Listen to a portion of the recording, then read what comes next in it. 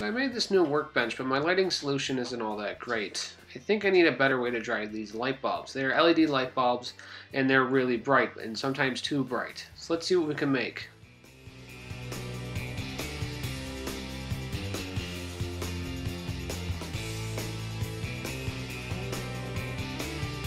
So to drive these light bulbs, I just threw together this really simple circuit that involves a 4017 decade counter, a few other components, relays, and transistors, as well as some LEDs to just show status. And that's pretty much it. A 4017 decade counter is a very cool IC. It shifts its output one at a time in a sequence based on a clock input. Normally this clock input would come from a PWM from a microcontroller or maybe like a 555 timer, and it'll just shift its output like that. And it's a lot easier to use them in that sense. But for this, I wanted a manual clock input, which is a little bit different when you're talking in terms of human interface. So in order to make a manual clock input work, you have to have a capacitor in parallel and a resistor pulling down. This way there's no switch bounce. If you just have the switch here and none of these, and none of the capacitor or resistors, you'll have what is called switch bounce, which is when you push the button and release it, the switch will actually kind of like oscillate a little bit, and it'll actually make the IC think there's more than one clock input, and it will just turn on and off all the outputs in a really weird order. So to avoid that, you just have these capacitors and resistors in parallel and one pulling to ground to just kind of smooth that out. So what happens when you push this button is you close the clock input high, and you shift the outputs based on that, which is really cool. So that way I can decide what light I want to turn on based on that. So these outputs come over to these transistors and relays, and they drive the light bulbs themselves. So if we activate one transistor here, it'll close this relay to ground, AC ground, and it will turn on the light bulb. And then when you turn it off, the normally closed connection will follow suit all the way down here to the fifth relay, which will turn on all of them if none of them are activated. This way I can have all four on or one of the four on. It's really simple. It'll probably be better understood when you actually see it working. But it's a really simple circuit, and I think it will work just fine. So to further explain the relays, I'll go over it one more time. If you activate one relay, it'll turn on the light, and then you shift the output to the second relay, it'll turn off that light and turn on this light. And if you shift it to the third, it'll do the same, and if you shift it to the fourth, it'll do the same. So only 4 of these lights can be on at a time. But if you push the button one more time and shift the output to the fifth output, all these relays will be closed to normally closed connections right here, and then we'll route to a center pin of another relay, and it'll close that to ground, AC ground again, and it'll turn on all of the lights. So it's a very simple way to just basically control 4 lights and have a certain selection between all 4 of them. And it's a really simple circuit, and I'm going to breadboard it right now to see if it works. And we're going to go from there, and we're going to build this thing, and it's going to be really cool. So let's continue on with that. So I got the circuit wired up right here on my breadboard. I'm using a lot of Gator Clips Complete connections here. Just because I'm actually running low on wire, so I'm just using Gator clips right now so I can save a majority of the wire for actually soldering the circuit and whatnot. But I have the 4017 IC right here, a few other components such as resistors and a capacitor hooked up to it. Over here you'll see I have 4 red LEDs. That's just to show the outputs turning on high and off low. And right next to those I have a TIP31 transistor crudely hooked up. And over here I have a relay that's not hooked up completely, but I'll show you it working. First test, I'll show you the LEDs working in the sequence they should. So let me just power it on right now. Now the LEDs aren't in order because the outputs on the chip itself isn't in order, so ignore that. But if we push the button right here, it's a little tactile switch, you'll see the output shifts one at a time, just like that. So that's what I want to achieve with the lights. Instead there's going to be 5 outputs, but right now I'm only using 4.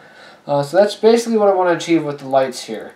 It's just a nice on-off sequence. So if we hook up the transistor to one of the LED's positive outputs, or the 4017 positive output, the LED for that will actually turn off because it's consuming way too much current, and the relay itself will turn on. So let's just go ahead and click it right over here, and I push the button and you'll hear the relay click when I get to it, of course. and the LED itself is not on. Also, my bench supply is drawing a little bit more current now because the coil of the relay draws a little bit more current, and the whole circuit overall will draw a tad bit more current, but nothing too much. And we'll turn it off.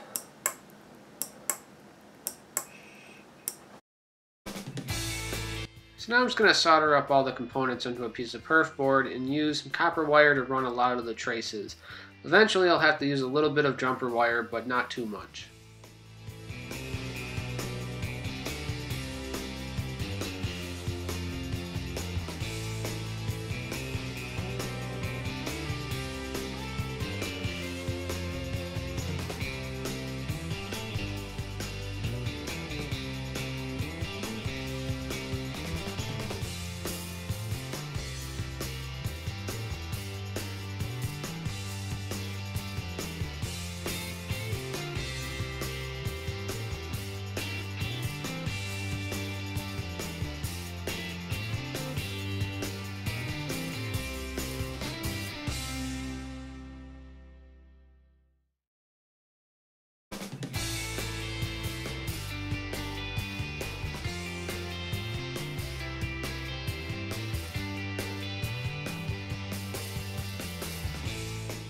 So for the next few clips, it's going to be pretty dim since I'm not operating underneath a work light, but basically all I'm doing is just super gluing the relays to the piece of wood and wiring them all up according to the schematic.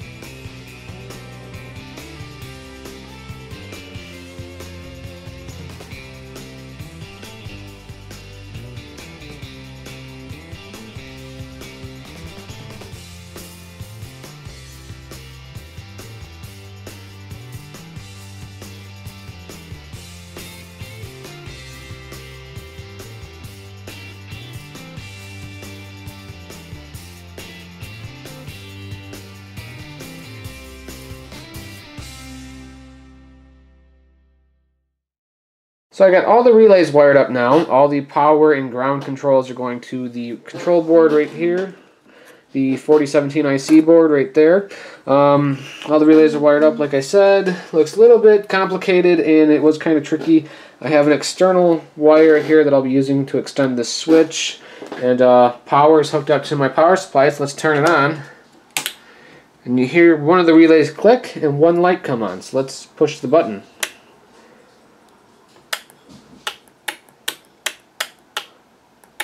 I don't know if you can hear that, but all the relays are working, which is really cool. So yeah, once I get to the fifth one, this relay turns on over here. So yeah, that is really cool. So now I'm going to test it with the lights. Let's get a little sketchy now. So now I'm going to go ahead and plug in the AC power, and hopefully nothing sparks. And we got one light on. That is number 1, so that means the number 1 transistor is triggered. So let's press the button and see what happens. Hopefully it'll go straight down the line and then all 4 will turn on. Oop, there's the second one. Third one. Fourth one. Now all 4 should turn on. Ooh, that is bright. That is awesome. Alright, so the circuit works. I don't know how fast I should be turning these on and off. I don't want to do it too fast and end up popping something or drawing way too much power. But yeah, right now it works. That is really cool. Now all I have to do is take a 5-volt power supply that is not my bench supply, put it on this, and I will be done. I have to insulate all of the AC crap up top somehow. I might just add like a little wall that climbs up and goes over, but that's in the future. I'm not doing that right now. Then we have to mount the circuit board, of course, and all that fun stuff. So let's get this going. Okay, so I got everything hooked up. I got a 5-volt power supply that I found lying around, tapped into the output of this switch, so that way when I turn the switch, this pull chain switch on and off, it'll turn on and off the power supply for the circuit as well. So that way nothing's idle. That's all off. That's good. That way no relays are active either. Part of me wanted to add another output to this, so that way I can have all relays off and all lights off, but I figured why not just use the switch, because I already made it and I like the ball I did for it. So no like extra output needed for that. I also got another push button hot glued into place right here. Just drilled a hole through the wood and it's coming up right here, and it's in parallel with this switch. So this switch still works, and so does this one. This one was just here for testing, and this one is here for actual using it. Yeah, and it's all done. We got all the relays soldered up.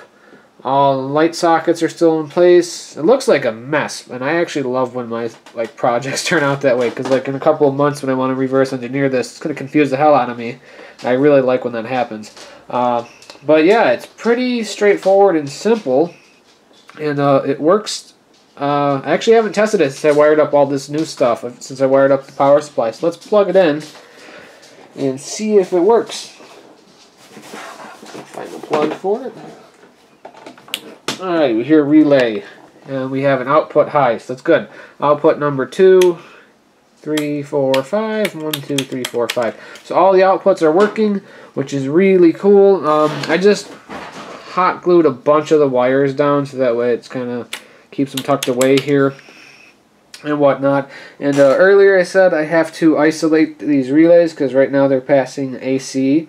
At least one of the 5 are, or if not all of them are live.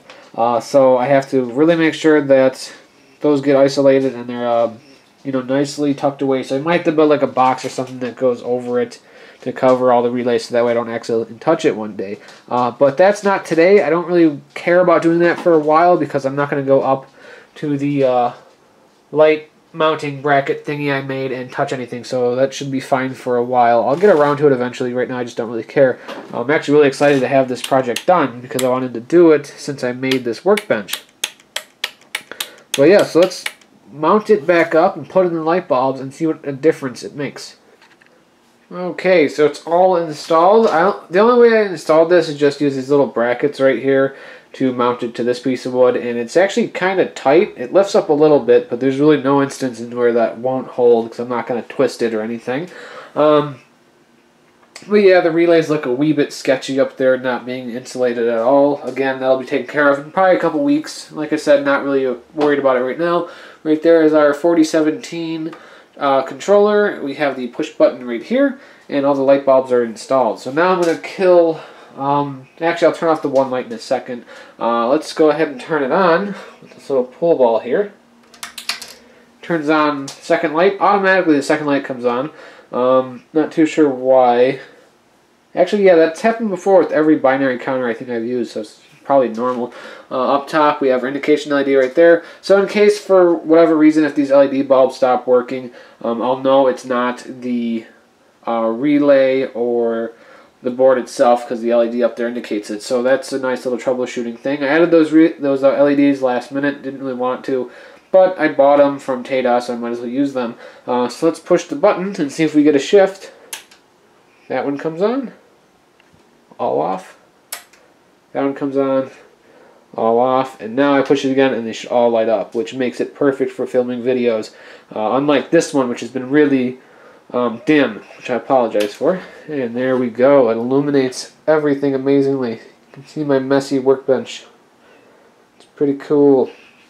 And then, of course, we do that. So, and I kind of wish I would have maybe added that other output to turn it off, but like I said, I don't really care because the pull chain does the trick.